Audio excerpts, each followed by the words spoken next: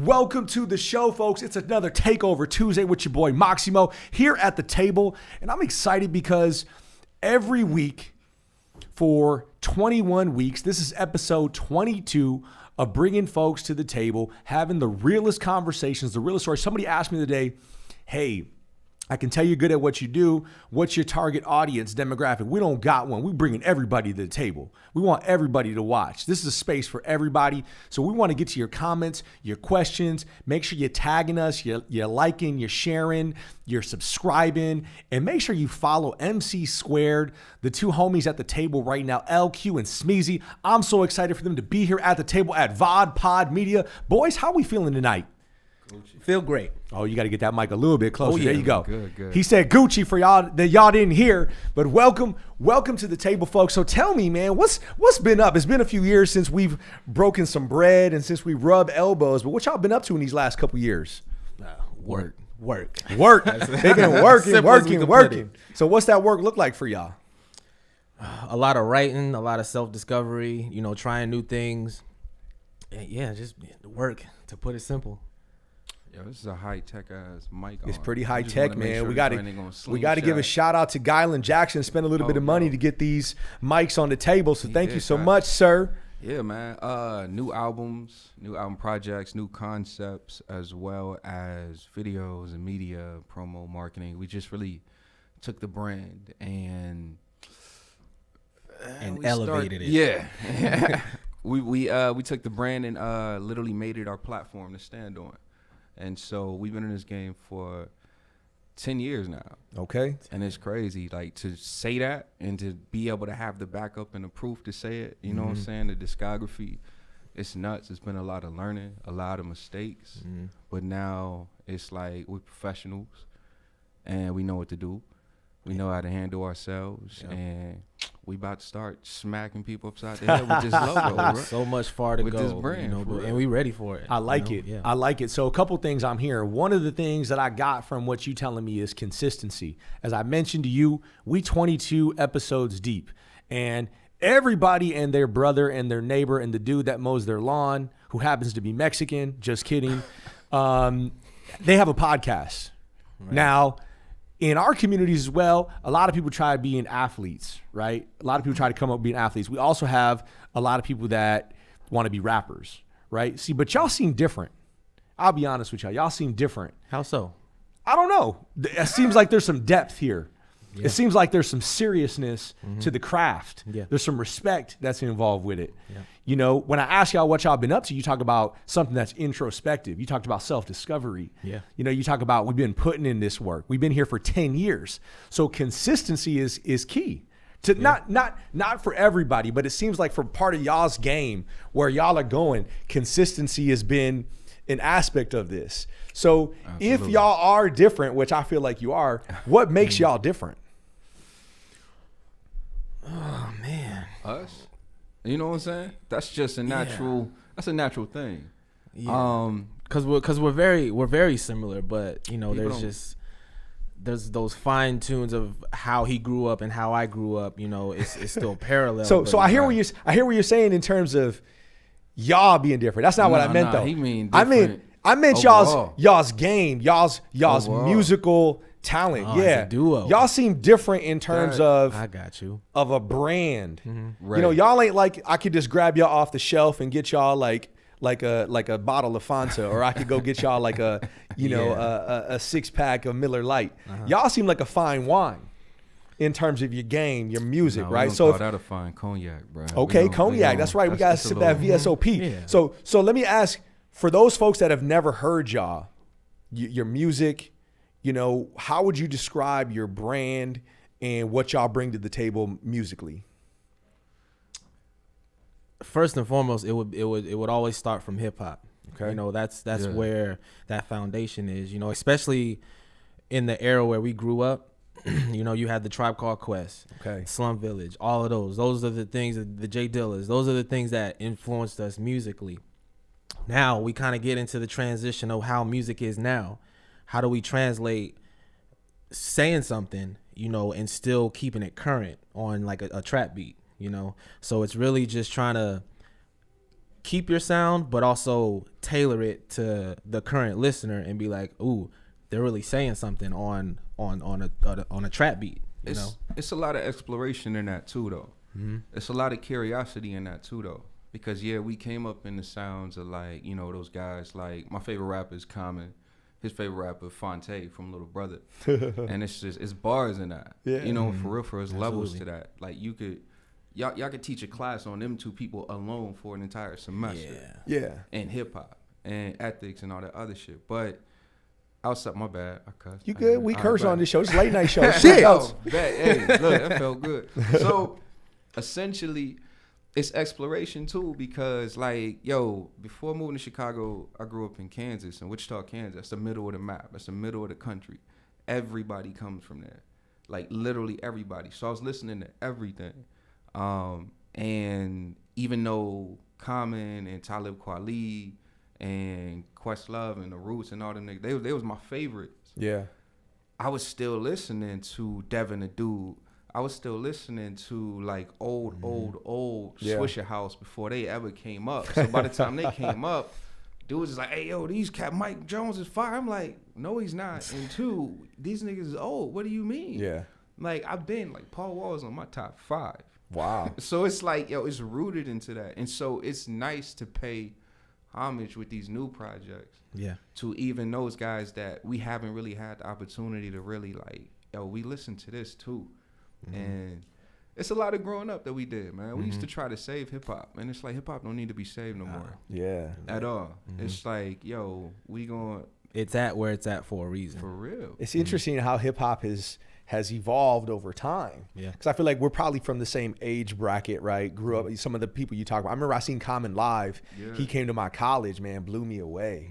He had just the realest live performance. I mean, it was like, damn, this dude is bringing it. Yeah. Fire. And, it's interesting, man. The hip-hop, what does hip-hop mean to y'all?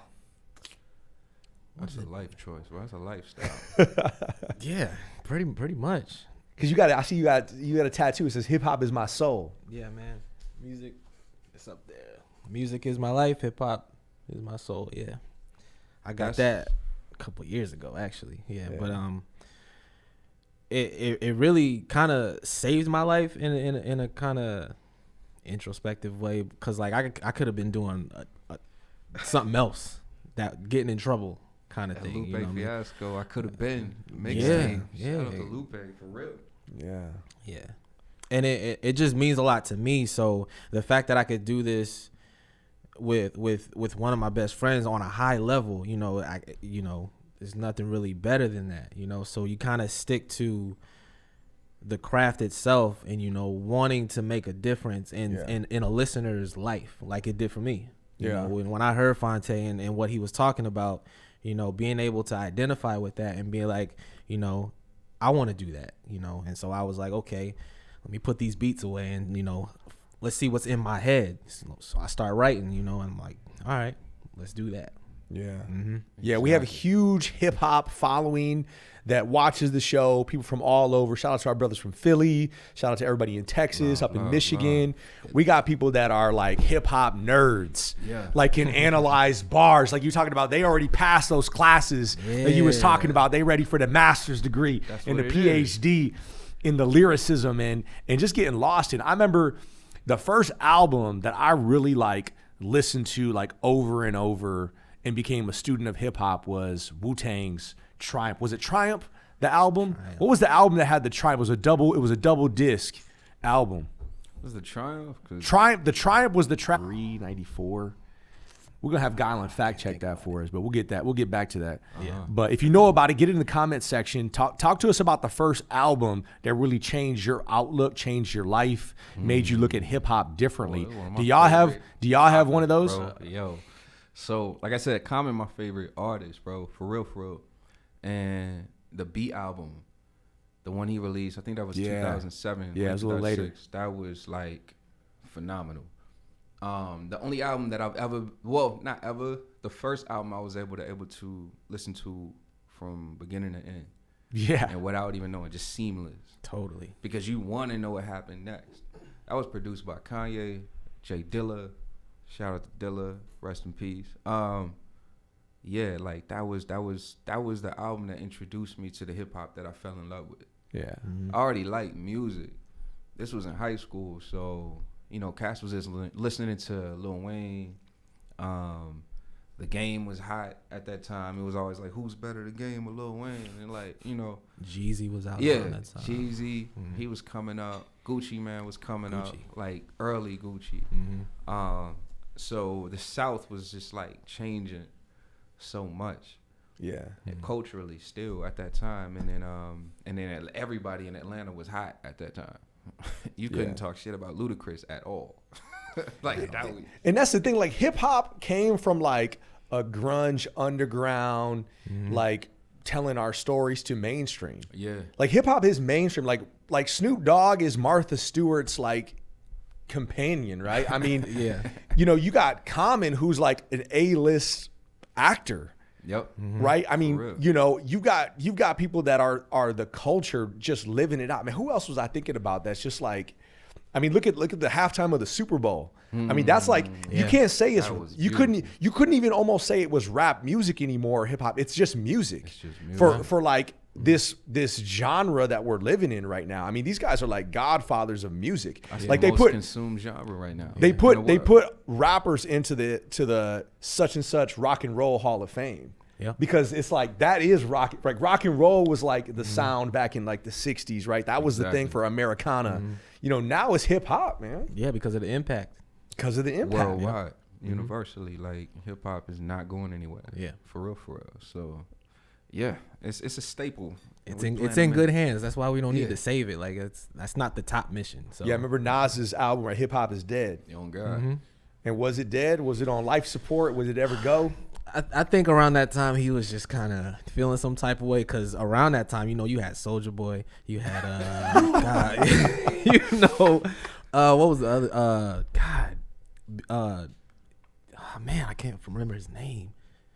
Something B, It was Lil a B. lot. Oh wow. Yeah. Bass guy. So yeah, so Thank you, bass guy. I just feel like the kind of music they were making just wasn't really hip hop Yeah. to them. So And then Kanye still talking shit at that time, because Kanye, per his last interview, was like he was faking the funk at the time and still acting conscious. So he was, telling people they wasn't shit. And he produced that track. If I'm not mistaken, he produced that album. So it was a lot going on. Like the climate for that, for somebody like Nas at that time was easily like, oh, let me get over on everybody lyrically. yeah, Because they can't do what I do. And Jay don't want to do what I do, so I'm gonna just do it right now. yeah. And Jay still made hustler music from there. Nas is like, yo, I'm more than a hustler. So that was Yeah. beautiful. That was a beautiful album. Yeah.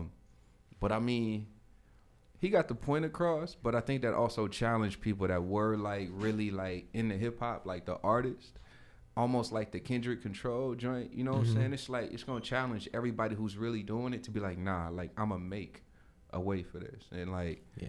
we could, like, you know what I'm saying? We could have easily been like, dang, Nas said hip hop is dead. All right, cool. We're Yeah, done. we doing something What else. are we gonna do now? Nah, it's not. Yeah. See, but that's what I'm saying in terms of what I felt like y'all is different. Like I don't feel like y'all ain't a fad, right? With your group, right? I mean, y'all are serious about this. Like where do y'all want to go? Because I feel like y'all are probably still on the come up. Would you say? Everywhere. Yeah. Yeah, So absolutely. what's next for y'all in terms of where this music, where your group, where your business is going, this work? Getting our name out there and touring. Yep. It's Yeah, scheduling tours, hopping on festivals and everything right now. We're hopping Lots on of everywhere. shows.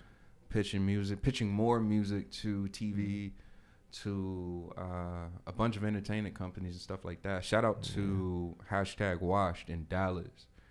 They picked up 2 of our joints from like a previous album. Okay. Yeah. A joint called Ketamine and a joint called Better Ish. And yeah.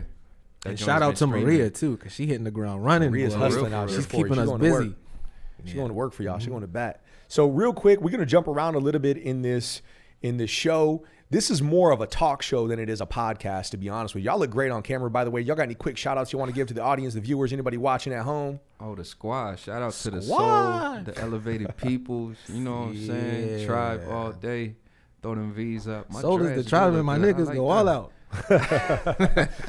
So we're also gonna preview one of your video. Is it a video or just a track? It's a music video. Music video. We're gonna preview your music video live here on the show. So folks, get ready for that later in a later segment here.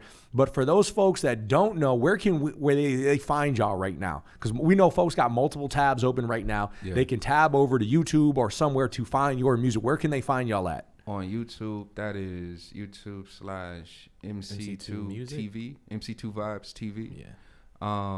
And then the Bandcamp is MC2 Vibes as well. Bandcamp. Really, I can just hit up the website. Okay, That's what's the MC2 website? That's got Vibes. everything. MC2vibes.com. MC2 Vibes. Check it out Yep. right now. And we're going to And the continue IG, on. Check them out on IG. It's MC, The Real MC2. the real MC2, because there's imposters out there as well. We're going to talk a little bit about only one. a lot of things. Oh, man. You know, one of the reasons I like Common in you know, some of these other folks, I'm trying to think, you know, the cat, what's the cat's name from Wu-Tang? Was it, it's not Ray, no.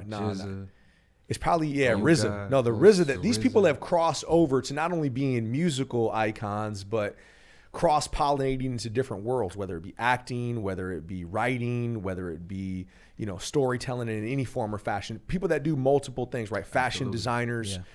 you know, and one of the originators that comes from our culture, our background is Muhammad Ali. Yep. You know, I saw an Instagram clip where y'all posted one of Muhammad Ali's infamous clips from an interview from his pre-fight against George Foreman. George Foreman. Yeah. Murdered a rock, injured a stone, Hospitalized a brick. What? I'm so mean I make medicine sick. bad. And you talk about a guy that That's bad. was an icon, Yeah. who was more than an athlete. You know, someone that could do a little bit of it all. I mean, why did y'all select that clip to kind of intro the song? Is that the song Ego? There was nobody else perfect, right? And I'm gonna be honest with you, like, so the research that we were doing for this EP, for the Ego EP, one of the things that I do in general is just Google, like, all right, bet we got a concept, we want a song, and I just literally Google Ego, and then I put images, and one of the most frequent pictures that come up was Muhammad Ali, and I'm like, yo, this is crazy. This, like, to ever really do it, like, he's known to be a freestylist. Like, he would do that before so many fights, get people hyped, people entertained by that, and yeah, he goes down in the book in the Hip Hop Hall of Fame for real. And he wasn't even a rapper. And he wasn't even but he was, even though. musical. He was, though. It wasn't called a rapper at that time because we didn't have rappers. She wants you to check your phone.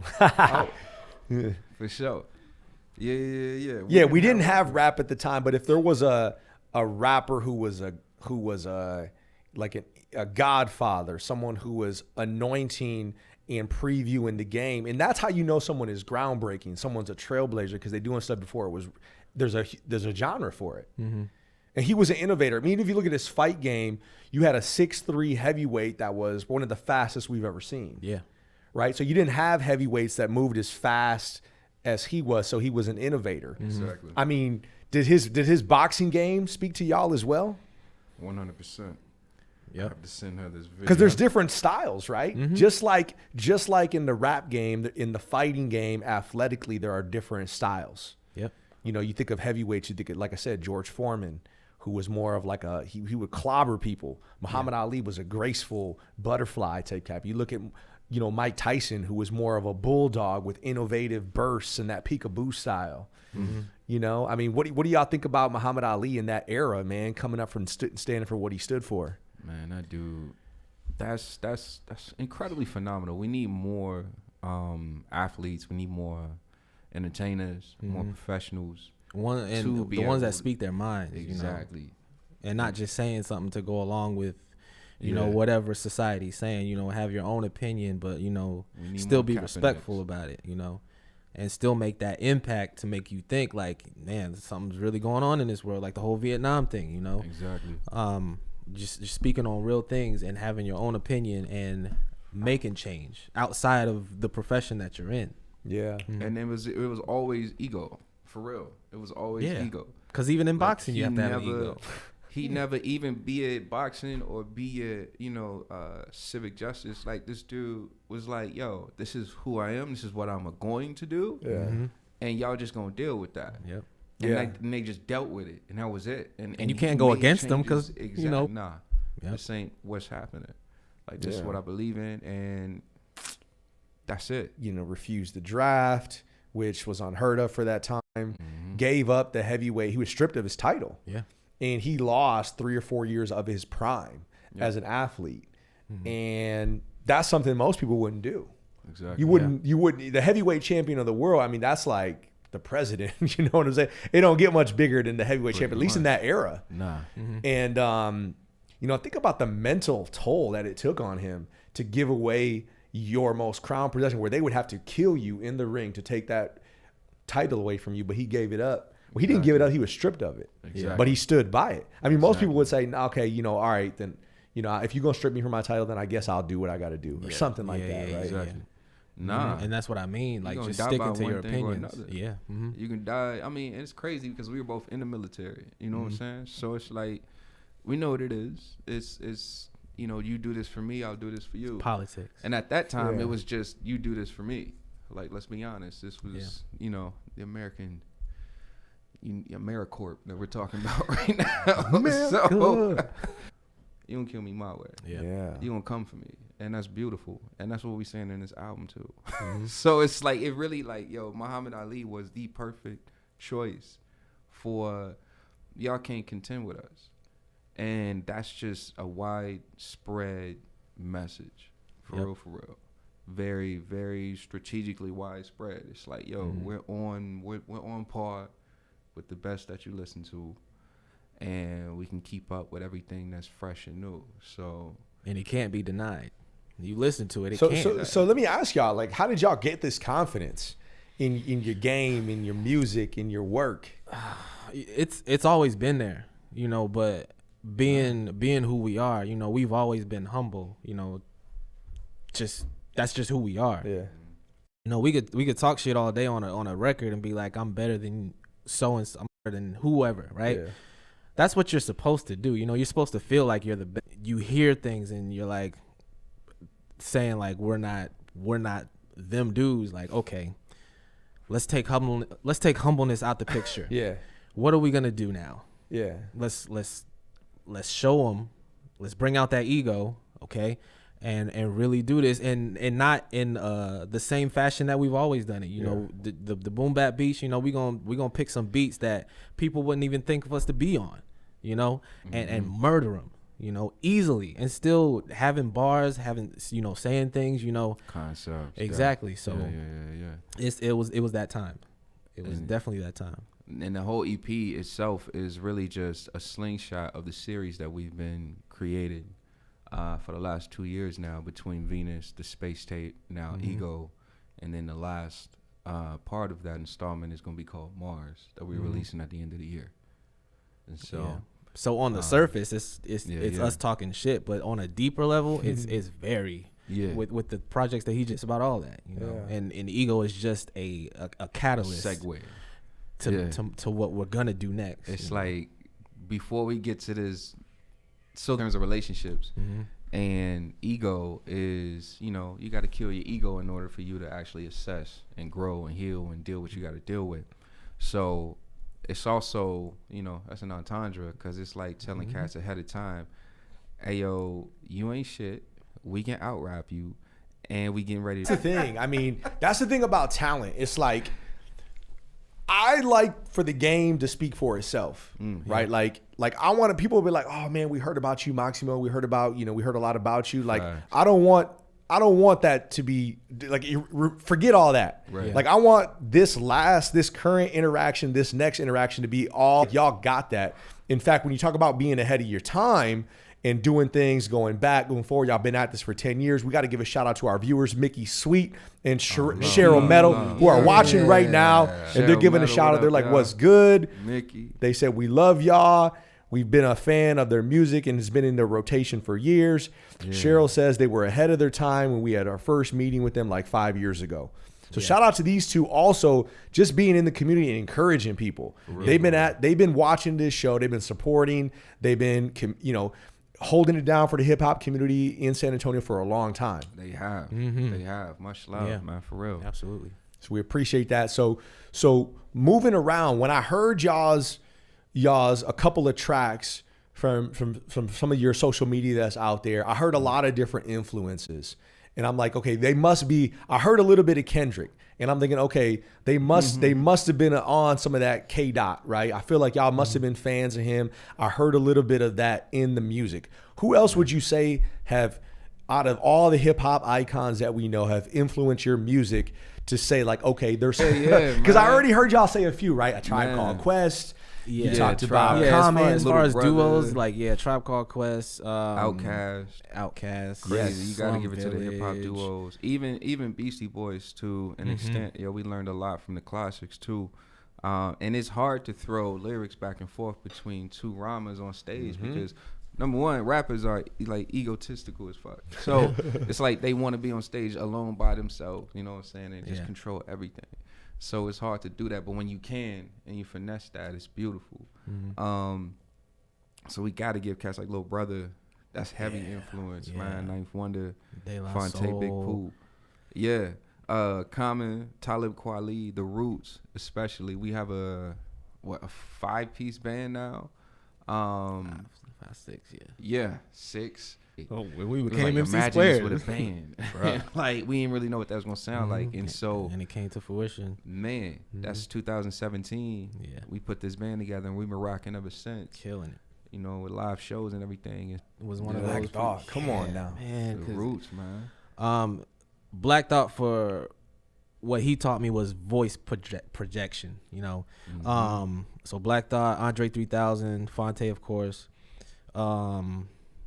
What's his name? Mos Def. Y'all seen Day, man. Babe. Yeah. Come on. Babe. And so and BlackStar just dropped their album too. So that's, you know, the legends are talking right now. It's fire. But that reminds me of that gosh, what was that? Cuz y'all said Black Thought and Mos Def. And that reminds me of that gosh, what was that cypher battle, the BET cypher battle? They were both on it with Eminem. That was What was that? It was Eminem. Was that the bass, it was Mos Def. Yellow Wolf was. No, that was like the year before them. Okay. But it was Black Thought, it was Mos Def, and it was Eminem. And it might not have been. Shit. Yeah. Oh, they. Yes. Oh my Lord. You remember that? Do y'all remember crazy. that? Yes. Because Black Thoughts, man, that brother. Yeah. That dude. He's incredible. Like his pen is nuts. Yeah. But I mean, it also, you know, it influences musically and atmospherically too. So that's why we love DIlla's. That's why we love New Jabez. That's why we love like a bunch of lo-fi and producers and stuff like that. S.O.U.L, man, Odyssey in a Good Company. His band is crazy too. It's just so much influence that we have in multiple projects, and we're able to really express like these influences in different. And that's just kind of stuff that tailored us, you know, early on. You know, now we get into the Kendricks, the Tyler the Creators, Gucci. You know, it's just studying those different styles. And so beyond that, I mean, how has y'all's upbringing influenced your game and your storytelling? You know, I mean, you said you grew up in Kansas, and then you know you also spent some time in Chicago. I mean, you know, what was it like growing up there, and how has that influenced y'all's game musically? Ooh. So 90s Wichita, Kansas. Being honest, yo, like gang stuff. You know, it's like it's crazy. And Chicago gets a bad rap. Chicago's a beautiful city. Yeah. One of my favorite cities in the world. I don't care if I'm biased. It's all good. But Wichita is too. You know what I'm saying? It's my hometowns, and it was really nuts, man. It's a small city that we have a worldwide influence from, because we have one of the biggest or the biggest aircraft industry in the world in that city. We have a military base in that city. So people from all over the world are constantly in there. We go to school with everybody. The music influence was nuts. It was just like I heard everything. So I just liked hip hop. I just like rap. But going to Chicago solidified like, oh no, like this is the type of rap I love. Like this is hip hop. Like I want lyrical. It was a cat so everybody from Chicago, or everybody's been in Chicago, they know they've been to Millennium Park. Go to Millennium Park by the Bean. As soon as you go to Millennium, when it was opening, and this was like 2004, 4, 5, 6 within that time realm that I was falling in love with hip hop like that. When the park opened, there was this freestyler out there at the park. He just had like this big ass PA system. Yeah. He had all his burnt CDs. You know what I'm saying? He printed the labels out on. This was mixtape era. Yeah. You know what I'm saying? And he's performing his joints to his backtracks right there, and people are just surrounding him and buying these albums. And like my whole family, they all looking at, oh, look at this beautiful fountain. Oh my God, this is gorgeous. I'm like, I don't want to see none of that. Yeah. Like, what are y'all doing? Do y'all not see this? That was bars. They didn't get it, but I got it. And that was it. I came back from, at the time, that was Chicago for a summer before I moved there permanently. So I went back to Wichita, and that was a wrap. Niggas was like, oh, you a rapper now? I was like, yeah. Like, Yes, that's what I the do. fuck? It's like, Yeah. you know, That's dope. it was nuts, man. Yeah. So like that was a lot of influence in there. And then shit, North Carolina. Ooh. Yeah, for me, I moved to North Carolina when I was 13, 14. Jay-Z was the person who got me to like music. You know, I was all about Jay-Z, you know, Yankee fitted, everything, you know what I'm saying? I even had a Rockefeller chain, you know, I swear. But yeah, so he was the one who kind of got me into liking music. And then, you know, as I said before, Fonte, when I first heard him, it was just like that's hip hop right there. Like, but a little bit before that, like I was my introduction to music started off with beatboxing. Like I would beatbox for this dude named Free. And he would freestyle, you know, at the homecoming at the homecoming games, and so I would beatbox and I would make beats at home, you know, here and there. I actually started making beats. The first couple beats I made was on the PlayStation, and for those who don't know, like on PlayStation, it had this MTV thing where you can like rearrange. Like I like the way you move was on there. Like you could take the everything, like the vocals, the drum pattern, like, and you can make it into your own. Like that was kind of how I got into it. And then you know, the beatboxing, a friend of mine, I like that, so I kind of just started doing that. But just hearing Free, like just freestyle, and then, you know, Fonte, listening to that, I'm like, that's what I want to do, because people like just they can relate to it on like a cerebral level. Yeah, facts. You know, and yeah, ever since then I haven't put the pen down. Like hip hop is something I want to do. Yeah, you know? Yeah. So with this growth and this trajectory of where y'all are going, what's been the hardest part of like leveling up to that next level? Because there's layers to all this work, right? There's levels to the game. Yeah. Now where y'all are at and where y'all are going, what's been the hardest adjustments? Not having a city to call 100% hometown. Wow. Yep. I For feel you us. on that, That's man, a- because you always for hear those us. rappers calling their hometown. Exactly. Like, you know, and coming from like we were in the military for most of our 20s, for all of our 20s, basically, and rappers at, you know what I'm saying, who are like up on a platform that we're aspiring to, you know, like you said, they usually pushed from their city, from their town. You know, they got somewhere to fall back on, so we can always, you know what I'm saying, I'm always gonna tell people, yo, Wichita is one of the dopest cities you don't know about. Everybody know about Chicago. Everybody know about Raleigh, North Carolina. You know what I'm saying? There's goats that come from North Carolina and Chicago. But for us as MC², as a brand, there is no home. Our closest home as a brand would be DC, because that's where we decided to become MC². Okay. Yeah. You know what I'm saying? But we just haven't been back. We haven't been there in 10 years. Yeah. He hasn't been in Carolina for 2 years. You know what I'm saying? I haven't been in Wichita or Chicago for 10 years. We've been here in San Antonio for the last 5, 6. 5 or 6, yeah. And so this is the first place that we were able to just settle after the military and be like, hey, yo, like, let's push this and push it for real. Yeah. And so not having that leverage and not being from the city, everybody from this city is like, oh yeah, y'all can rap, but y'all not from here. Like, Yeah, we could tell. what we doing? And it puts us at a huge disadvantage. Like, Yeah, it's Especially- too bad it has to we- be that way. And we don't Yeah. know everybody. You know what I'm saying? It's like people are still getting to know us. And like we understand, because it's like, think of somebody trying to move in on your house, into your house. Yeah. You know what I'm saying? It It's can like, be territorial. Who are you? man, you've been here for days. And so it's like, we understand. And so, Yeah. you know, our solution is, well, one, it don't matter where we at. We gonna make noise regardless. Yeah. We gonna walk into a room like we own it, period. Yeah. And that's just what it is. Like, Yep. again, cats haven't been in the gym shooting with us, bro. Yeah. That's just what it is. We shoot different. Well, we and that's what I we mentioned. got paperwork. So it's like anybody who is still wondering, or anybody who was wondering, we got a whole slew of paperwork online they can Google right now. Exactly.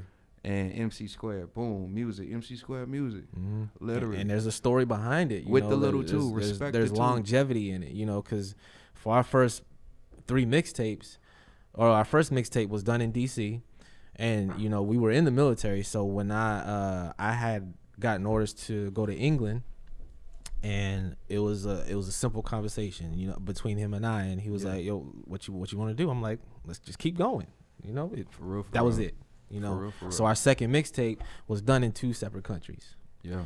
And our third one was also in 2 separate countries, but I think he was in Cali around that time, and then I just got to Texas. So And half so- of it was written in 2 different Yeah. countries, and then And we recorded it here. Yeah, Yeah. so we really had no backing of a home state or a city. You know? It's Yeah. just the homies. Yeah.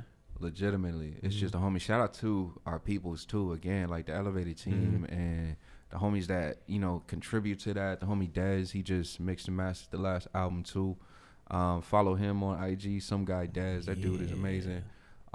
It's just like because of that, we were able to remain competitive, and we had each other too. Yeah. So he's constantly listening to music. I'm constantly listening to music and what I like, and we don't necessarily need to be in those cities to be competitive with those cities. It's just like, okay, cool. This is what everybody on. All right, bet. Turn off the radio and get back to writing Yep. and get back on your craft.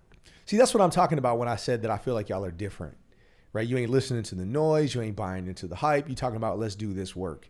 And when you analyze the greats, the GOATs, that's what they're about. You know, I heard someone, I listen to a lot of podcasts online, and I try to, model my game off that because I believe in hard work too. Facts.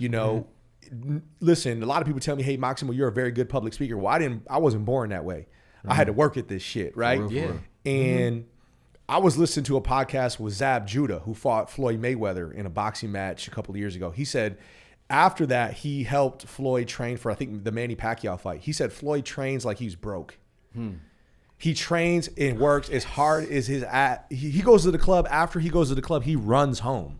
Yeah. He runs home from the club. And, you look at Kobe Bryant. Kobe Bryant missed those shots when they were in the playoffs against the Utah Jazz. They went back home to L.A., and he went to the gym and started shooting to practice work on his game. You think, well, Kobe Bryant, he's already pretty good. Why does he need to do that? They're infatuated with being great, right? There's levels to this, right? I mean, the other thing, I'll go back because I want to hear about what inspires y'all to do this, right? What's got you that? Let me ask you that first, because I want to go back to the San Antonio hip hop community in just a moment. But what has got y'all? I mean, I listened to a podcast also with Shaq recently. Yeah. He said that his dad that he grew up with, who wasn't his biological dad, Shaq would be a young boy, 10 years old. He would play basketball, play football, bring home a trophy. He said his dad the next day would hide the trophies, take the trophies away from him. He'd go play track. He'd come home, bring a first place trophy, and then his dad would hide it from him. Later on in life, he asked his dad, "Hey, Dad, why'd you always hide those trophies from me?" His dad told him, "Because I never wanted you to be satisfied." He said, "I never wanted you to be satisfied." Yeah. And to me, that's the mentality. It's that obsession with greatness. Fair. It's like we're gonna do everything we can to get to the top, and then once we get to the top, we coming for more. That's what I'm talking about. Which I get that vibe from y'all, that y'all are like, y'all ain't settling for this mixtape, right? Y'all ain't settling for this next album. Y'all already talked about this coming up in the next couple of months. Is it Mars, the next album? Yeah. We putting out for the next 2 years. Yes, that's what I'm saying. 100%. And there might be subsequent projects from that. And that's not just music. That's television. That is score music. That is, it's a whole production, everything behind it. So and that's important too. Like you said, you gotta pop your head up above water, see what's going on in the atmosphere, and be like, okay, cool. Like, I'm not missing nothing. The pressure is us. You know what I'm saying? And that's really what the brand means. Yeah. Elevated media, man. Like, elevated peoples. That's what it means. The elevation means there is a better version of you, like, every day. So when we put pen to pad, are we making something that sounds better than what we wrote yesterday? Yeah. And if it's not, do it again. If it doesn't, you know what I'm saying? And like, we don't necessarily, it's a balance between like, am I being different on purpose? And am I leaning too much into something that, you know, is not really me? Yeah. Or, you know what I'm saying, am I being authentic and am I really liking this?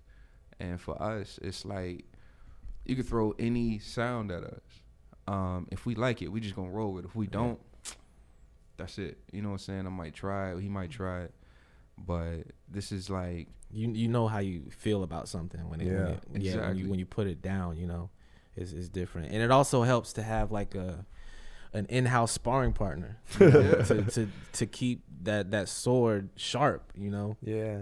You know, it's that works to our advantage because now not only am I competing with myself, I'm also competing with my brother. that's you like know, a Yeah. perfect example. yeah. So that just bouncing ideas off of each other is really where it comes from. Yeah. You know, just I want to push him just as much as he wants to push me. Yeah. You know, Facts.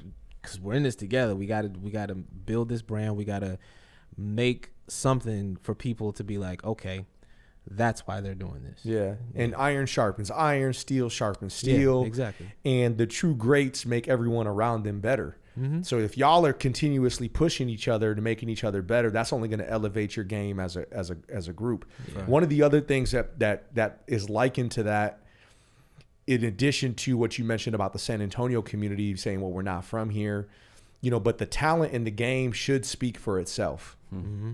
You know, I listened to a podcast recently with Charles Barkley. Again, I listen to a lot of athletes, a lot of rappers, a lot of people that are greats, because that's how I'm going to get better, by surrounding myself, by watching different podcasts, by watching different analytical commentary on all things greatness. Exactly. A lot of people ask me, hey, Maximo, what's your podcast about? Well, we don't have a true topic, but we in here the business of inspiring people. We want people to be like, okay, this is a dope ass conversation. We want people to be inspired by other people who are doing big things, because even if the person sitting at this seat is an amazing or brilliant pianist, maybe they're great at the piano, and this person that sit over here is an amazing, you know, mechanic. They can fix any vehicle from any era just by hearing it turn on, right? You would know what being around greatness was just by hearing this person. Yep. That's the vibe I get from y'all. You know, I was in Houston one time a couple years ago. I got to meeting this brother who was also a rapper. He had a group with him, and he was a little different. He was a little different. Something about him was off, but most brilliant artists are just a little different, right? They're touched by a speck of madness. Yeah. That brother was this guy, Toby Nwigwe. What's his last name? Toby. Yeah. He was out there in Houston a couple years. He was messing around with those Raw shows as well.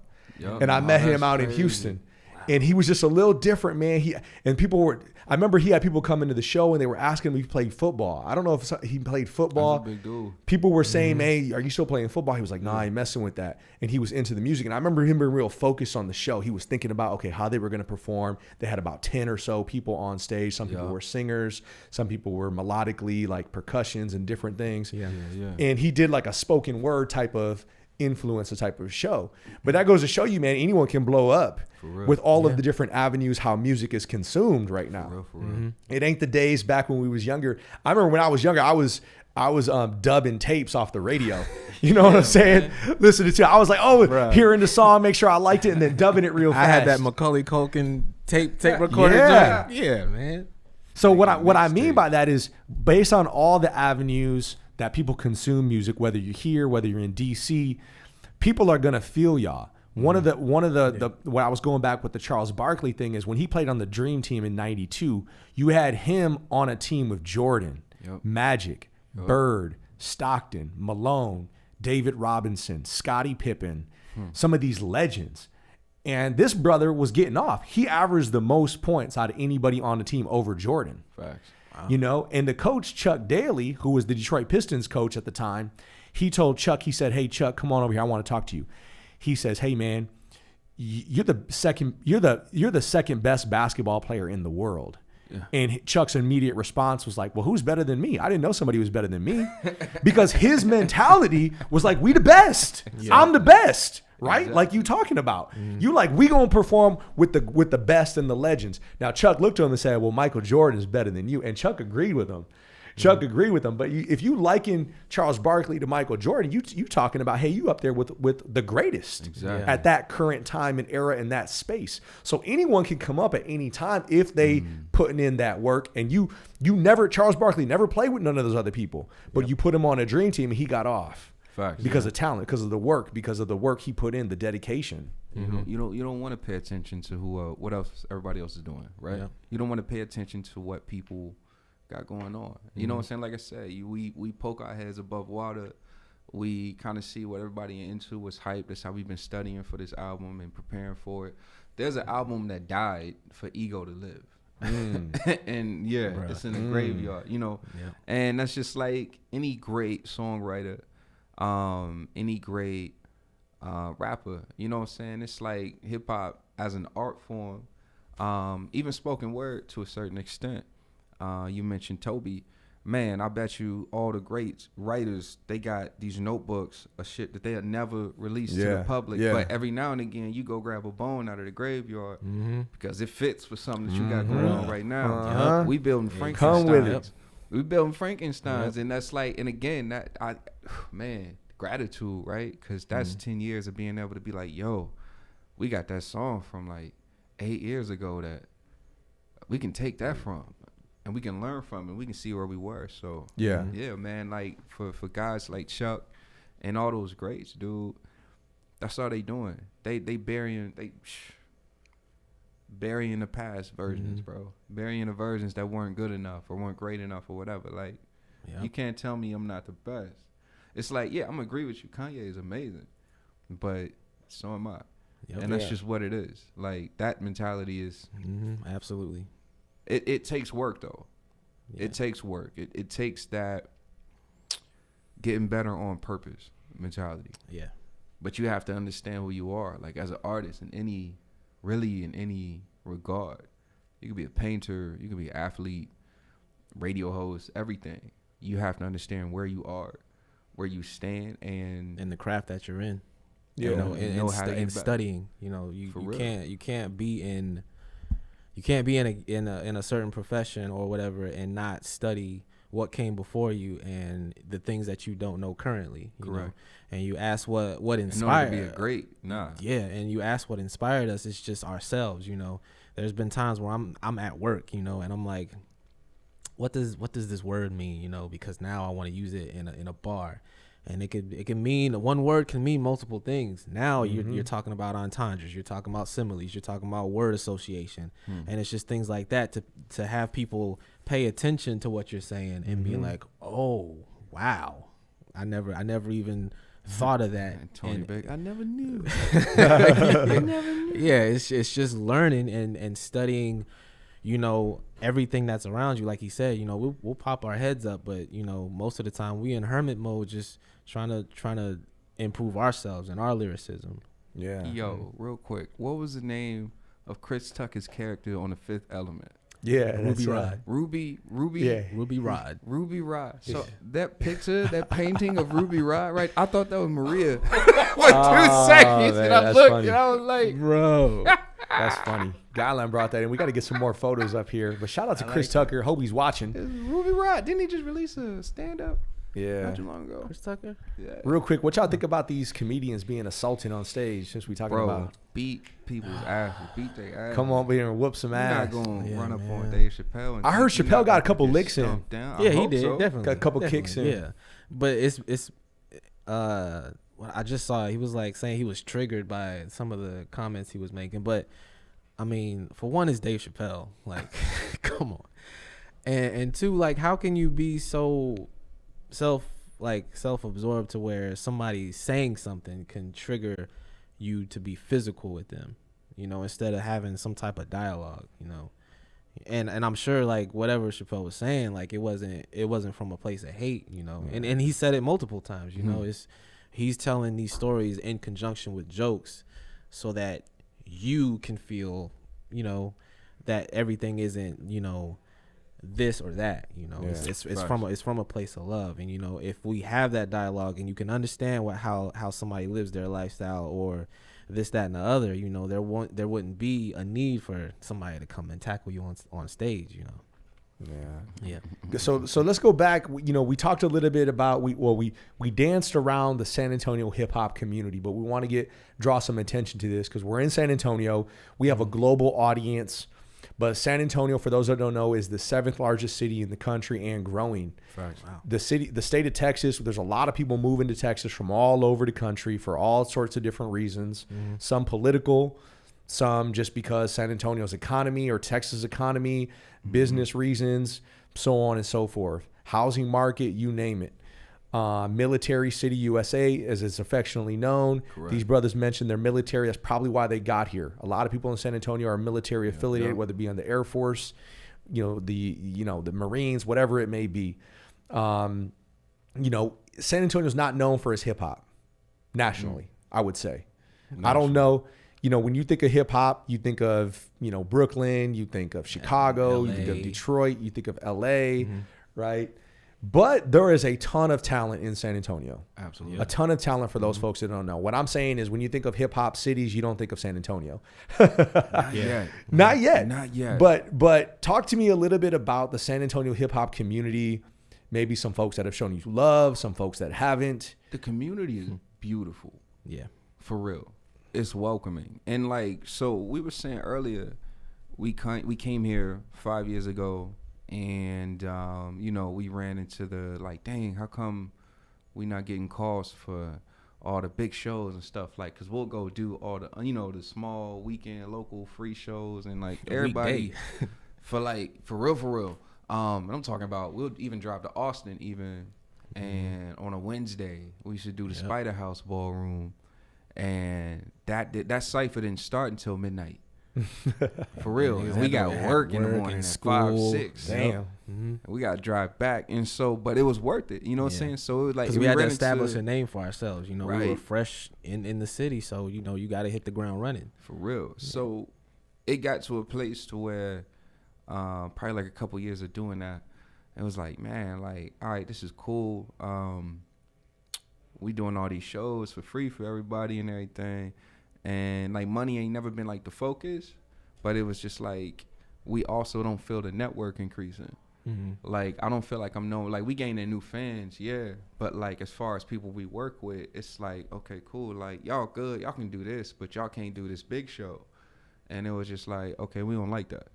We didn't put in this much work to go and perform at a place and y'all see the love, y'all see the reception. Everybody's hey, yeah, this is great. These guys are great. We want to see them more. But then every time a big name comes into the city, nothing. It's the same people on the rosters. Yeah. And we don't get calls. And I'm okay, cool. People still don't know us. All right, that's cool. But we also going to change up the platform. And we start throwing our own shows. We start building our own brand. We start building our own network and our own team. And ended up selling out venues. And so, and it's still small in regards to some of the San Antonio greats that have been here, that come from here. You know what I'm saying? And we ain't never trying to step on nobody's shoes.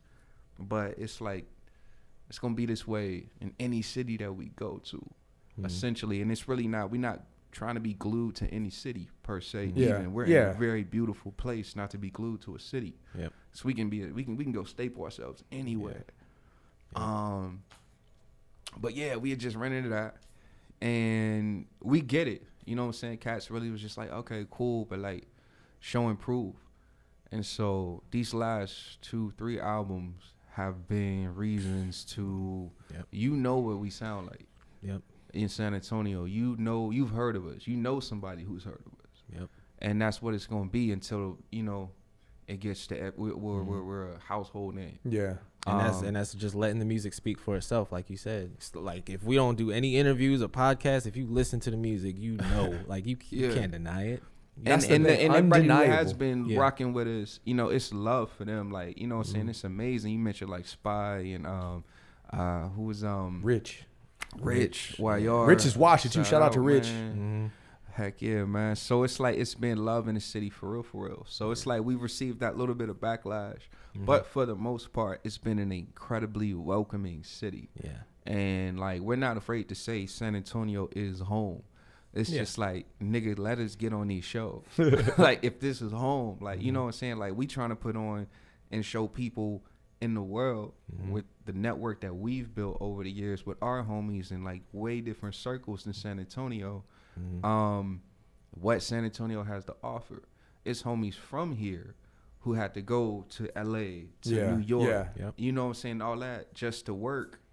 And like you said, San Antonio's not known for hip hop yet. Yeah. But I feel like everybody who's left and got these worldly experiences and came back into the city, they about to do something huge out here. For real, for And real. it's only growing. And we gonna be on that wave, period. We don't mind being on that chariot, telling everybody, you know what I'm saying, nah, like for real, it's some hitters in San Antonio and we one of them. Yeah. Yeah, man. So if we got somebody watching right now that can put you on, what's the pitch to bring y'all on, right? Why should they bring you on? They getting ready to announce the headliners for this festival, this club, this venue. Why should they bring you on? What's the pitch? They artists can't out rappers. Yeah.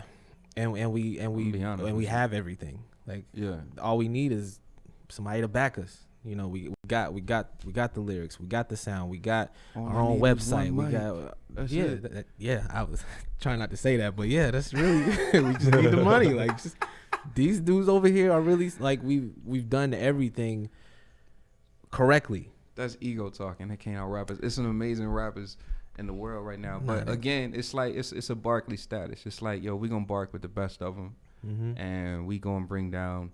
We gonna chop heads off in any crowd that we get in front of. That's what I'm saying. I don't think so. From what I'm feeling and from what I know about y'all need to be performing at like any. It don't need to be like a hip hop show. Like, y'all could be at any show. Yeah. Like, y'all could be at any event. It don't have to be a hip hop or a rap thing. It's people gonna rock. Yeah. Especially with that. If you like music, if you like lyricism, if you like melodically. Whatever it may be, they're gonna rock with y'all. Yep. So talk to me about this. We got something for the trap kids now. So. We got something for the trap kids. So talk to me about the ego. Where'd y'all come up with this? What's this backdrop? I know you mentioned there's some depth behind it. Yeah. Man, ego came about because so after Space Tape, it was kind of where do we go from here? Because we were really gonna make a project called In Theory. Yep. And that was gonna be nothing but trap beats. Just in theory it's supposed to work because so and it coincidentally it just kind of it still kind of became that, but it just the name Ego just kind of came about because, like he said, we plan our albums out, what we want to do, just to keep like a trajectory almost, right?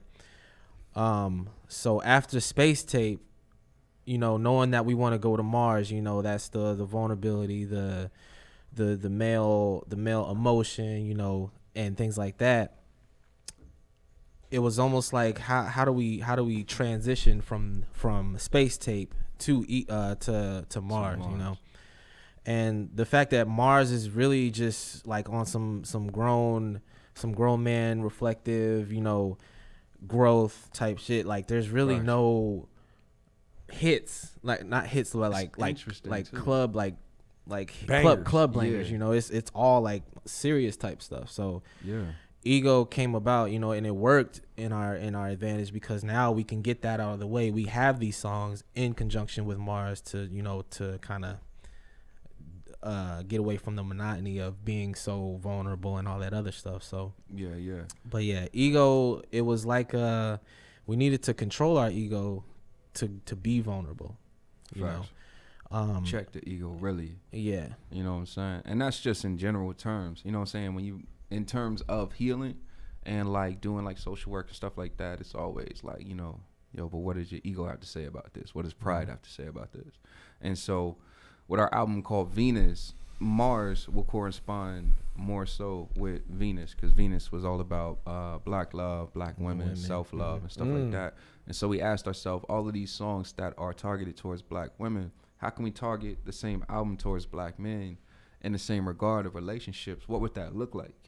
And we came down to like, whoa, like there's a whole conversation going on right here about black male vulnerability in general, and things that we don't even talk about. Yeah. Have these proper conversations when it comes to sticking together in our communities between men and women. Like, what are we really doing? And our philosophy, if we had to put Mars on a pedestal and argue it, the rhetoric essentially is like, yo, we're not listening to each other. And Mars is going to be a challenge to men to actually listen to women, because we feel like that's a missing link. It's like, yo, we know everything, but we got to recognize where we come from. We all come from women, period. Yeah. We all come from women, but we are not listening to them. Like, for we real, ain't for listening, real. nah. So ego, before we get into another album all about relationships, it's more than about just relationships, but it's masked through a relationship. Okay. It's about life. It's about growth, you know what I'm saying, individually, and self-discovery.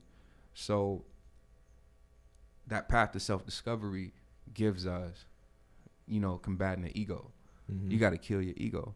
And I'm like, oh, as a rapper, this is beautiful, because now I get to express my ego.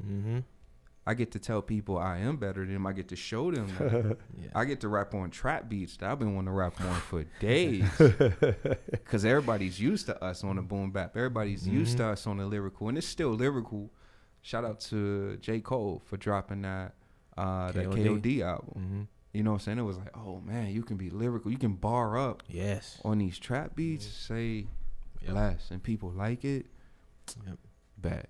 You know what I'm saying? So that was our way to just kind of bridge a huge gap that we felt like we're missing in our music catalog with current sounds and stuff like that. Okay. And have it make sense to the theatrical sense of Venus, Space Tape, Ego, and Mars, because we put it in kind of a theatrical sense of, we're in space, and having this story that we're telling. But beneath that story of, having Fred there telling jokes, it's really, he's really there to antagonize us and being like, you just can't rap. Like, what was that? Like, all right, are you serious? Like, okay, give us another beat. Yeah, like, and we destroy that beat. She's like, nah, Fred, that was trash too. What do you mean? Like, and like after song, we just go harder, go harder, go harder, go harder. And at the end of it all, he's saying his real name is File Research and Ego Development, and we're like, what is ego development? And so Maya comes back in, the AI from Space Tape. She's saying you needed to control to exude ego, to control your ego. So now you're able to recognize when you're talking from a place of ego. Fact. And get rid of that. Not totally get rid of it, but go to a place of being honest, being vulnerable. Because sometimes your ego can get away in the way of that. Okay, so speaking of theatrically, we are moving into the world premiere here at VOD Pod Media of Ego. We're gonna cue the video, and then we're gonna come back and have you guys break it down a little bit, give you some insight on the video, the music. And so, folks, you're in for a treat. Here we are, world premiere Ego here at the Vodcast at the show, and let's cue it up. Oh, this is Satellites. We going to Satellites? We going to Ego? Been broke, been knocked down we a going to couple Ego. times. Oh, we going Bad. to Ego. My bad. Been chopping trees. I done something new for this fight. I done wrestled with an alligator. We live here, folks. We That's live, right. so we I don't know. have wrestled with an alligator. I done tussled with a bear. I done handcuffed lightning, throw thunder in jail. That's bad. And we're live, Only folks. last One of the week, things I talk about murdered too. a rock, injured a stone, hospitalized a brick. I'm so mean, I make medicine sick. Man. I'ma get a hit up out of this bitch one way or another. Gotta do this shit for my mama and my brother, niggas need me. Nigga, these lines gotta lead me to better shit. Whatever I hook, gotta feed me, believe me. My nigga, yeah, this life tough. Lately I've been feeling like I ain't doing enough. Haters think I'm doing too much. Then my ex probably thinking I'ma call him if that nigga blow up. And shit is cool if she still fine. Low key, I think about it like it's still mine. Girl, come and make a track with a nigga, get a plat with a nigga, then I beat it like I'm ill. Now treat me like a winner, baby. I let my ego talk, and last year I let my ego walk, and that nigga made this nigga this year better. Swooping these rap niggas down to the letter. I've been in the lab like I got a vendetta, no death, but the jam's been hotter than a sweater. Fuck your feelings, nigga, this is my Beretta. I just took aim at these rappers, look wetter. Rappers look wetter. Because I just took aim at these lame motherfuckers thinking they can outshine. Nah, nigga, you can never, bitch. Every nigga is a star. Let me know from outer space. With my melanated skin, all my niggas feeling great. Keeping my head on the swivel. Niggas assume that I'm simple, but he though. You know you wanna call it on me for the freak show. I wanna make home when you ain't fucking with my ego. Hell nah, you ain't fucking with this ego, nigga.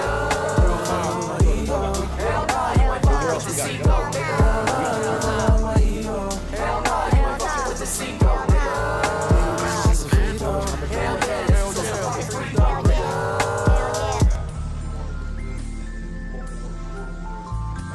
Yeah. Here now. Let my ego talk a little bit. I don't So bring satellite about that video, off. we gonna watch the video or is it? Okay. Check. Look, we don't talk to niggas that ain't up this high, better elevate. I show you how to get it, not a second late. Wait, listen, I'm a hip hop scholar, the best, no sweat. I can chill in the sauna. Who calm, collect? Who want the best? Niggas sleeping on my style like a true narcolep. Cause I raised the bar like it came off the chest. And I flex on these rappers who thought they had next. Check, ahead of my time, so stop watching. Smeazy never dropping the ball, I'm John Stockton, non-stopping.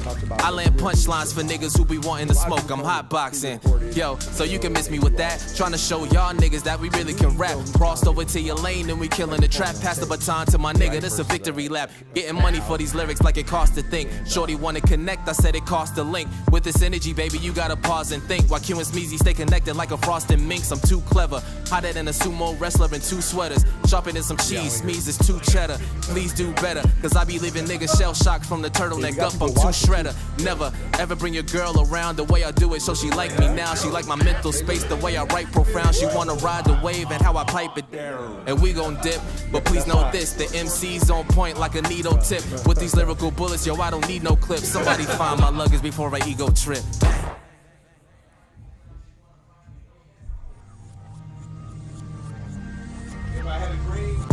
Every nigga is a star. That means I'm from outer space. With my melanated skin, all my niggas feeling great. Keeping my head on the swivel. Niggas assume that I'm simple, but he though. You know you wanna call it on me for the freak show. I keep it home when you ain't fucking with my ego. Hell nah, you ain't fucking with this ego, nigga. Hell nah, you ain't fucking with this ego, nigga. Hell nah, you ain't fucking with this ego, nigga. It's just a free throw. Hell yeah, it's just a fucking free throw, nigga.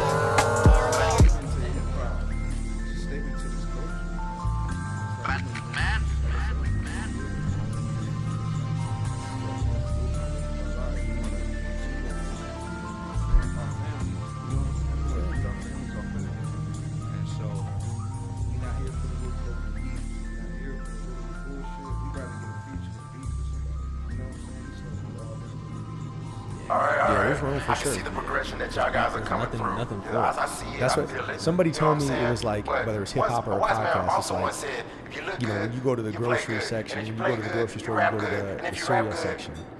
All that some different record types of company cereal. It's might all make you cereal. good. Who knows, man? But right everybody now, gets their right thing now, that y'all they need like. to come And we're on. back. I'm talking And about we're just- back. just- And we're back. Hey, appreciate y'all coming on. And You ain't fucking with my ego. and Shout you out to know, Ash. we got Ash Ego Ketchum. that y'all just listened to. Ego, the track. So let me ask: it's been interpreted or misinterpreted as a diss track, but it's more of a statement. Is that facts or fiction? Facts. Yeah, very facts. And I very said it in the facts. first line. I'm gonna make it out of this bitch one way or another. I gotta do this for my mama and my brother. Niggas need me. That's it. That's it. You know what I'm saying? Really This is. So ain't- why was it interpreted as a diss track? at the time, People gonna feel how they want to feel Yeah.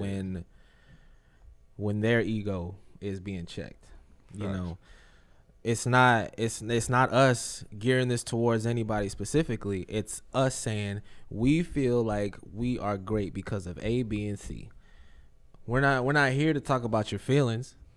We're not. this is hip hop. Yeah, exactly. We're here to do what we're. I turn you to a we're- rap song. Yeah, we're here to do exactly what we're supposed to do, and that's rap. Exactly. And so, why are people feeling on the defensive or offensive, so to speak? I mean, what is it in terms of? Why do people feel threatened? I don't know. I couldn't tell you. I don't know. That's crazy. So I think this all started We did like, and we don't really know who, cause you know what I'm saying, names are just kind of like everywhere right now. We don't really care. I'm not gonna feed into it, but like we started getting a bunch of feedback and stuff after we opened up for the Boogie show, and like that was like a phenomenal show. It was phenomenal feedback. It was just like crazy. You know what I'm saying? Shout out to AAG. ENT for putting us on that show. We opened for that show. We were the first ones to go on. They put us on, and like it was crazy because we were a little bit late to that too, so we didn't really have time to think about anything before that show. Like we walked into Paper Tiger, and 2 minutes later, Maria and them, they was handing us mics like, yeah, it's time to go. Like y'all got to get on now. Parking sucked that day, so it was like wow. And so we got on there, and that was over 300 heads, and it was just like we start rapping. And we do this little thing, and we start freestyling, you know, go a cappella real quick. Shout out to DJ AR. She did a dope-ass job that night. And people responded, yo. People was like, oh, snap, like, what? They rapping? Like, it's like this? And I'm just like, oh. But the thing that confuses me is there's no different from a big Boogie show to the small shows that we've done. True. Any show that we do, we show up because it. it's our job. Like you know, that's the craft. Yeah. So it's one person or a million people in the audience. You bringing it exactly. But all of it started around that time. Yeah. And we started getting all this negative feedback. Like, yo, people talking about, oh man, these niggas. You're mad because I did a good job? Yeah. Well, there's a couple different types of negative feedback. There's negative feedback is like people like talking about, okay, that's garbage. But there's another type of negative feedback that's like, oh, I feel threatened, so let me just dig up whatever I can. Let me try to find dirt. Let me just hate for the sake of hating. And I think a lot of people resort to that when they can't do anything else. Yeah. I mean, they can. Like I said, the paperwork and the receipts are all online. Exactly. You can go to Bandcamp right now, listen to everything. I got old, embarrassing YouTube videos out there, you know, when everybody thought they was, you know, trying to do something else, yo. You know what I'm saying? So it's like, it took a lot of growth to get here. So it's like, we don't have to defend shit. Yeah. And around that time, we already started working on Ego. So it was just coincidental that, you know, we had a couple of songs ready to kind of look like we're addressing that because, you know, we weren't focused on what was happening locally. We were focusing on what we were trying to do musically and theatrically, you know. So Ego was already half done. So by that time, you know, it wasn't anything geared towards anybody. It was music at that point. It was just coincidental. Like we just heard some things and now we're working on this Ego. If you that's not it. You know, we've been working on this. Yeah. And there's more than one way to bake a cake. Yeah. Right. And I feel like, you know, the way y'all talking to me right now is like y'all talking about juggernauting your way through the room. And if anybody gets in the way, they're probably getting stomped out. Yeah, I feel like that some days too. Other days I want to be more finesse. We got called bullies. Yeah. I mean, but so be it, right? That was crazy. There's a million ways to get it, as Jay said, and y'all chose one. And this and in this form and fashion on this given day is we gonna juggernaut, we gonna run people over and not even know it. Is. Yep. And some people got offended. Yep. And that's life. And so talk to me real quick. We're going to move into Satellite's world premiere. I thought it was a world premiere of Ego, but it's going to be the world premiere of the Satellites video. Talk to me real quick. Too. It was an Ego world premiere too? Yeah, we got a world premiere. We got two world premieres. The album just dropped last night. Talk to me real quick about what Maria has done for y'all careers, the business, the work. Where's she and give her a shout out right now. Talk to me about Maria. Madam Martha. Martha. She's fucking dope. Hitting the ground running, man. Like you said, we met her around the same year we met you. Yeah. Well, we got close around this year, and that was, 2017? Yeah. When we first started the band. Yep. And from there, we always had, like, the same interests and stuff like that. We followed each other on Facebook and everything. And she was doing, like, modeling shows and stuff like that. But at the time, she had also started putting out that she was, like, management and doing marketing and social media marketing and stuff like that and building packages for people. And so it was just like, oh man, like that's fire. We just supporting her and everybody that she was pushing at the time. And it just got to a point to where we just kept interacting in the same circles. What was this? Yeah. That was a year ago? 2 years ago? 2 years ago. Almost? Yeah. And so we did have somebody at the point, and I'm not putting names out, who wanted to be our manager, and he kept asking. Like, he kept asking. This is one of the dope stories about Maria as our manager. And we finally just kind of gave him some leeway and was like, all right, cool. You know what I'm saying? You can come. We'll let you listen to the stuff. We'll let you in on what we're doing with the band and our peoples. And we showed him the video that we had just released for the Venus album at that time called Come Through.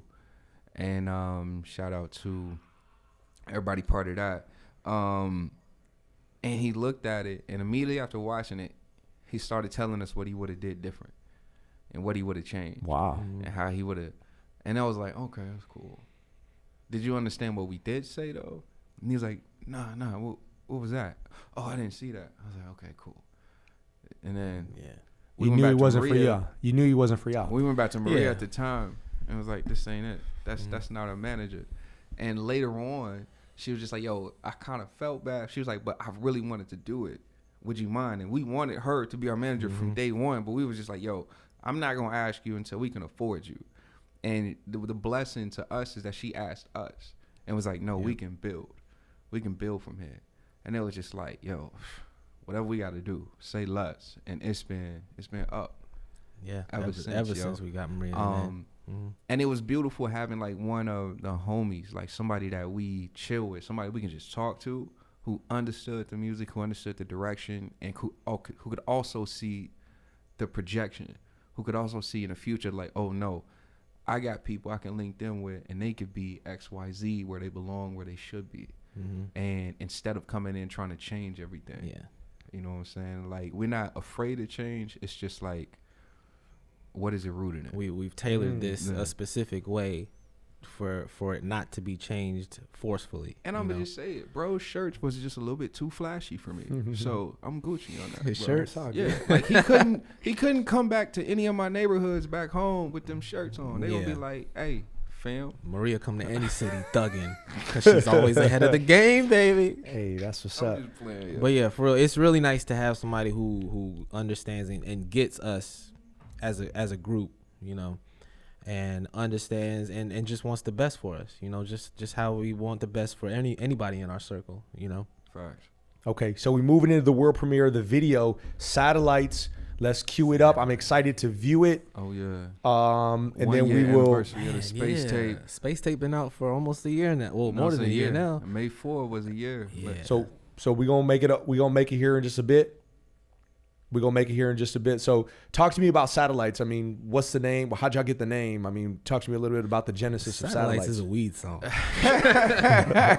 all my potheads in the comments section right now. Yeah, and not only that, it was also Space Tape was a testament to illustrate that we feel like we're in a different space than anybody else. Facts. You know, we have our own lane, so why not just be in space now? Y'all got me thinking of all these like all-time great hip hop duos. Like when you was talking about black men and black people and just men being vulnerable, it had me thinking of Dead Prez. Oh man, you had me thinking of one of them Dead Prez albums. Another duo we missed. I can't believe that. Yeah. That's but they want that we can easily kind of forget. But as soon as you say their name, it's like, oh shit, how did I forget them? Woo. And then you know, one of the albums I listen to is Bad versus Evil, Eminem and Royce. Royce to 5'9" because you know just the Michigan Royce connection. Goat, man. Yeah, fucking dope, man. Ooh. Fucking Detroit.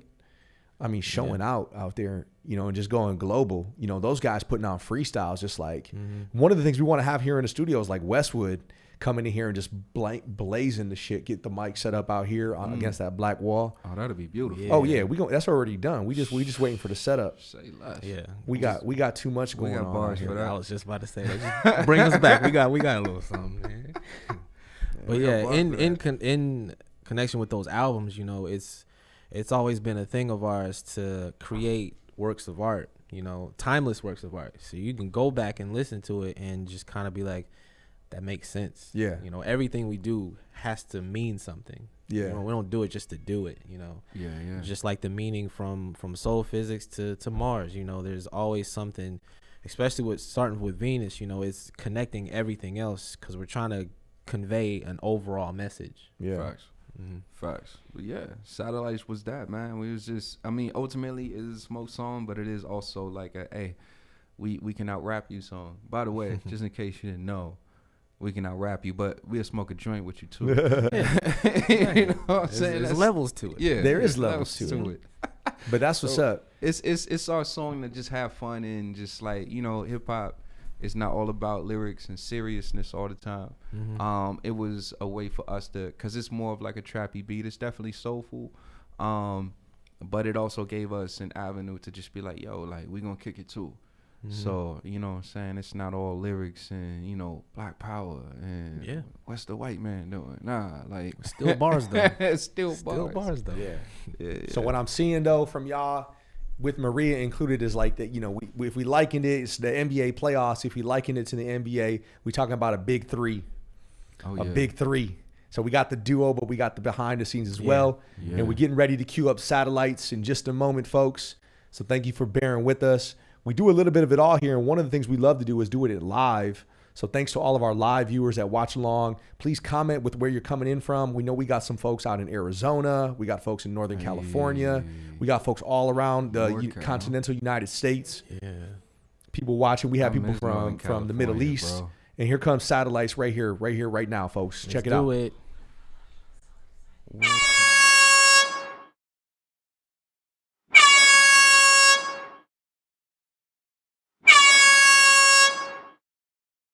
So get this. I'm at this restaurant. Right. And I'm like, sir, can I have your finest?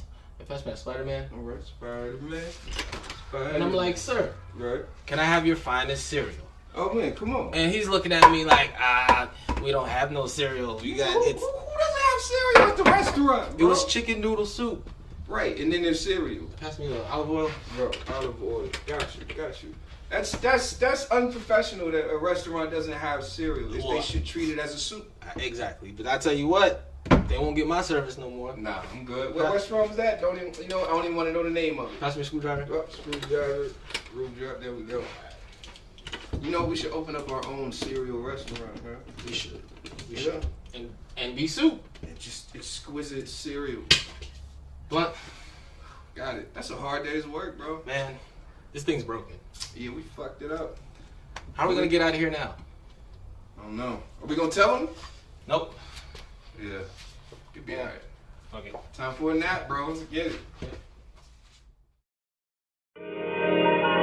Stutter. I'm on that fly shit. Come and get a little bit of my shit. This shit hit like a mosh pit. We can get high in the cockpit. I'm well equipped, man. I'm too legit.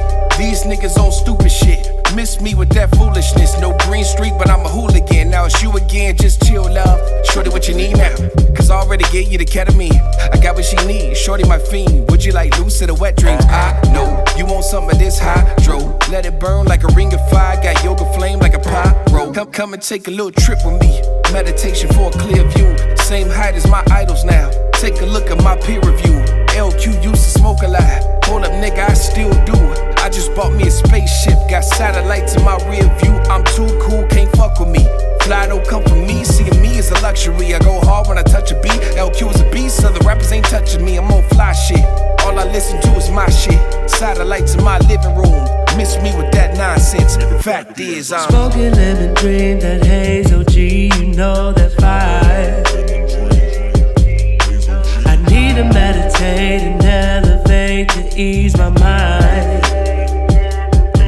Because we satellite. Because we satellite.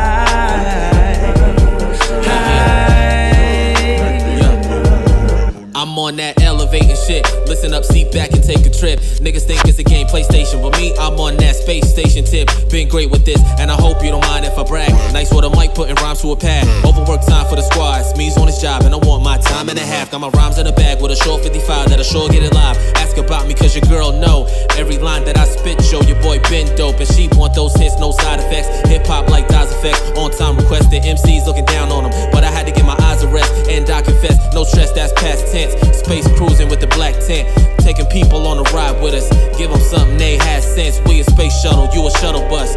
My team said, what's up? We been light years ahead of y'all niggas. I suggest you get your buzz up. Can't fuck with me. Fly don't come for me. Seeing me as a luxury. I go hard when I touch a beat. Yo, Smeazy a beast. Other rappers ain't touching me. You can call it quits. All I listen to is our shit. Nobody focused on y'all shit. Miss me with that nonsense. Fact is, I'm smoking lemon dream, that haze OG, you know that vibe.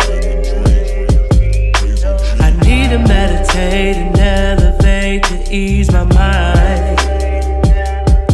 Because we satellite. Because we satellite.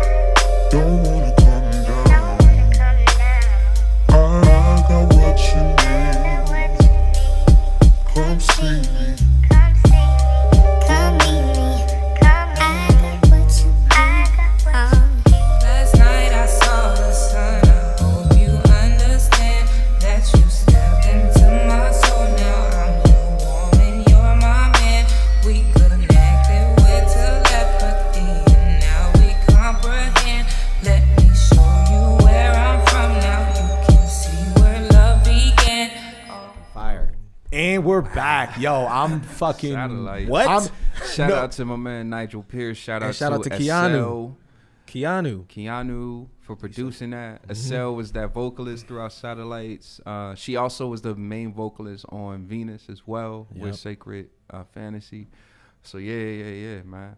Damn. We was all high as hell in the studio with Nigel, and we heard this beat and was like, yup.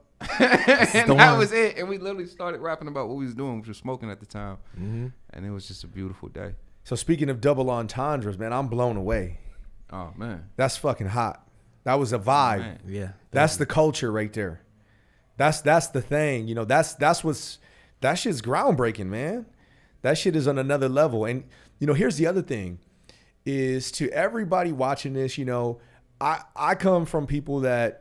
Families, communities that we've grown up with, man, that rely on pharmaceutical drugs, big pharma, to fix issues, to quote unquote fix issues that they may have. Exactly. And now people are coming to the realization and the fruition of, you know, marijuana as a healing drug. Everything, baby. You know, our people have been on this for a while, and it's like, you know, big companies and big business has finally looked at it as a way to make money and monetize it. Exactly. But it's something our communities have known for years, man. It's crazy too. We need to go green. There are too many people behind bars. That's what I was for just thinking X about. amount of years, heavy years for weed. For small amounts of weed. Other people are profiting on, getting millions for every year. Yep. So it's just because of where they from. Or just the district. And you know, it's all like the states are different, right? But it's just like, it makes absolutely no sense why somebody is sitting in jail for 10 years in Texas while another kid is becoming a millionaire because his dad invested early and they had the money to. That's stupid. That's a backwards justice system. That makes no sense across the board. Yeah. You know, so it's just like, yo, we need to go green, and we can talk all day about. Yeah. You want to know the benefits? You know. But so, you know, we having fun with it, and like, you know what I'm saying? It's a culture behind that. It's weed culture is beautiful, man. Yeah, it's fun. For real. For real. We're getting ready to release this song, and this video is special for us because we're working on another EP right now called the Elevated EP. And that's gonna bring the brand a bunch of features, a bunch of local features that we got coming that we want to put together, and we about to elevate cats. It all makes sense. We're gonna be blowing down all summer, for real. Yeah, man, that's fire. Again, I keep coming out with them double entendres. Fire. Oh yeah. Listen, man, it's been a blessing to have y'all in here. VOD Pod Media. We've been doing it big since the beginning over here with Gylan Jackson. Big shout out to Gylan with the production of tonight's show. It is fire. Beautiful, Follow bro. us, like us, share this. If you've seen anything you like, please comment on it. And we could not let the night end without spending a few moments to talk about the senseless, horrific shooting in Uvalde, Texas, which is about an hour by car west of San Antonio, where we're at right now. It is another day and another tragedy in the divided states of America. And we say divided because, you know, shit, there's a lot to be said about this. But let me say this. These damn Republicans love these guns so much that it would not matter if their own children were being mowed down by guns because they're not voting to change anything. You can tweet all you want about thoughts and prayers. You can say how horrific and how senseless it is. Yeah, we know that already. How about y'all get off your asses and do something, but you won't. And so we tired of seeing this on repeat. You know, it's insanity at this level to see this on repeat. And, you know, y'all have a vibe in a sense of, you know, social commentary. And, you know, I don't know if y'all got any comments or thoughts on this thing. I mean, it's breaking news. 14 people were killed, 13 of which were children. Kids that had a future, kids that you know, were going to make changes in life, that had dreams and hopes. And now it's all gone. It's senseless. Yeah. You know, and it's fucking sad. Condolences to those families, for real, for real. Absolutely. We was thinking about this earlier, and I think we've said it in conversations before, bro. We went to middle school and high school, Wichita, Chicago, Raleigh, Frisco, Bay Area. Like, you know, we went to high school with cats who came to school with guns in their pockets. And they never dealt with no shootout at school. Ain't never dealt with an active shooter. You know, it's crazy. You know what I'm saying? The elementary school I went to in Maywood had metal detectors in 4th grade. And so it was that real. But those are like one-off incidents. When it comes to somebody just spraying at random, and then they want to talk about, you know, it's no mental health involved, or it's like, you know, all like, man, that stuff is for the birds. Yeah. We could eliminate it. Like, for one, we wouldn't have to defend our homes if we weren't who we are. The fact that we need weapons in our homes, and there's a certain group of us who feel like they need weapons in their homes, that tells us who we are, legitimately. The fact that we want them and need them also is revealing as to who you are as a person. Why do you feel like you need it? What did you do to feel like you need a gun in your home? You know, where do you live to feel like you need a gun in your home? That's reflective of where we live. Are there really that many burglaries? Is there really that many people trying to stick you up and rob you for your stuff every day, everywhere you go, that you need a gun? Or is it something more a little personal? You know, and the fact is we don't. We do not. Yeah. You know what I'm saying? Like, ain't nobody doing that out here. You know what I'm saying? Even in the hood, like, we don't need them. Yeah. The only reason we get guns in the hood is because, like, we don't manufacture guns in the middle. Guns are not manufactured in the middle of Caprini Green, Chicago. Nope. Guns are not manufactured on the south side and the west side of Chicago. They're manufactured in white gun facilities. Yeah. And distributed to us to use against each other. Yeah. And for what? A gun is a weapon, period. It's meant to kill. I was in the military 8 years. He was in the military 10. A gun is a weapon. It's meant to kill whatever you point at. Yeah. It's not defense. It's attack. It's attack mode at all times. It's not defense. Defense is the shield. We already created defense. It's a weapon, and it's also a cowardly weapon. Let's just put it that way. It is, yeah. We're not putting hands on each other no more. It's like, I ain't even gotta. What? I can shoot you from way over here. I ain't even gotta touch you. You ain't gotta come close. Cool. That's cowardly, man. Very. Yeah. That's how they conquered this land. That's how they took it from Native Americans. Guns. All that stuff. So Yeah. we don't need it. I'm good on it. You know what I'm saying? Yeah, and I'm trying not to let it get to me too much because I internalize so much. Yeah. So and I have kids. And that's natural as a human. Yeah, and I have kids too. So now I'm like, can I not let them go to school now? Like, am I gonna have to homeschool them now? Like, is any place safe? So now it's just like, what do you do? Especially for the parents of those victims. You know, what do those fathers feel like? What do those mothers feel like? And I'm trying to prevent myself from getting into that mind state, because if that would have been me, like, man, like, only imagine to what that does to somebody's mental, you know, especially being a parent. Yeah, so it's just crazy. Yeah, because some parents sent their kids to school this morning, and those kids ain't coming home. Right. Yep. Imagine that. Exactly. Dude, it could have been. Imagine if it was us. Exactly. Back when we was growing up. Look at the climate that these kids are growing up in right now, where you in middle school, you in high school, you in elementary school, you doing active shooter drills because of the potential of an active shooter coming in and maiming everyone. He's like, aren't you just teaching the active shooter what to do? Yeah. Stupid. Yeah. You said in the back? Okay. Yeah, that down. too. You know, that too, but you know, it's a shame. It's a shame. And if you're watching this right now, I don't care who you are, what the hell are we going to do about it? Something. What are we going to do about it? And I don't care if it's writing a letter, if it's calling somebody, if it's running for office, if it's writing an album, if it's writing a blog. I mean, we got to do something.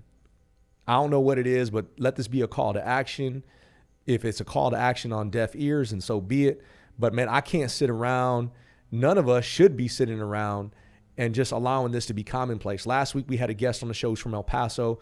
El Paso, inside of the Mexican, Latin American community, Mexican American. It's crazy down there. They had a brother come from Dallas and mowed a bunch of people down at a Walmart, which was like about a year and a half ago, 2 years ago. Good Lord. Killed like 20-some people at a Walmart. It's like horrific. Here in Texas again. Wow. And it was a hate crime. We had something else happen a couple weeks ago that was considered a hate crime. I think it was in, where was it at? It was against, I don't know if it was, there was an Asian community in California. There was another incident, I don't know if it was somewhere in the Midwest, but it's like another day in America. And it don't have to be this way. That's the sad part. No. I think another one was at a church or something like that. It was at a church or something, yeah. But damn, y'all, I hate to end on a low note. It's conversations, it's dialogue. It is, and it's cutting edge. We have the realest conversations, the rawest conversations, the livest conversations as they happen. So it's another sad day in America. We are going to continue to do what we do for those kids that have lost their lives, to say, look, we got to keep it going. We got to keep doing what we're doing. We got to keep striving for our goals and our dreams. So at this table, let that be a manifestation of, you know, getting to that next level.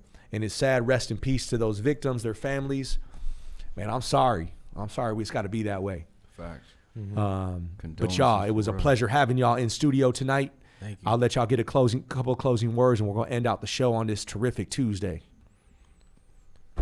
Elevate. That's all I got to say. Yo. For real, there's always a better version of yourself. For real, elevation means that. That's our brand. We're going to stick by it. Shout out, much love to Tribe, our band. Yo, they supporting us like crazy. We got a show coming up, a live stream June 9th for Texas Public Radio. So that's for the full band. Be on the lookout for that. We might link with the homies Concept and them in July. They got a show coming up too. Stoner show, since it's appropriate for satellites. Yeah, it's more festivals and just more music, yo.